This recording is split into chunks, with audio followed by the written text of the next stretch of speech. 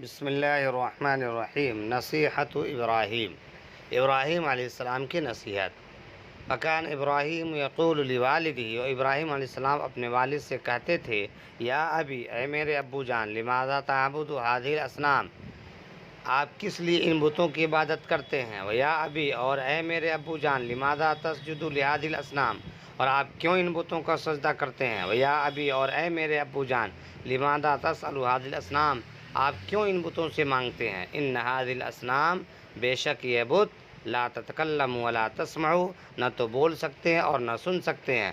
وإن هذه الاصنام، اور یقیناً یہ بت، لا تضر ولا تنفع، نہ تو نفع پہنچا سکتے ہیں اور نہ نقصان۔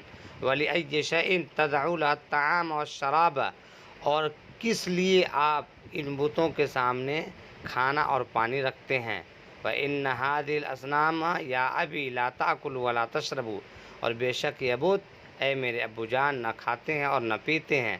وَكَانَ آزَرُ يَغْضَبُ وَلَا يَفْهَمُ، اور آزر غصہ ہو گیا اور نہیں سمجھا۔ وَكَانَ إِبْرَاهِيمُ يَنصَحُ لِقَوْمِهِ، اور ابراہیم علیہ السلام اپنے قوم کو نصیحت کرتے تھے۔ وَكَانَ النَّاسُ يَغْضَبُونَ وَلَا يَفْهَمُونَ، اور لوگ غصہ ہوتے تھے اور نہیں سمجھتے تھے۔ قال ابراہیم، ابراہیم علیہ السلام کہنے لگے، انا اکسر الاصنام، میں ان بتوں کو توڑوں گا، اذا ذهب الناس، جب لوگ چلے جائیں گے، وحینئذ یفهم الناس، اور اس وقت لوگ سمجھ جائیں گے۔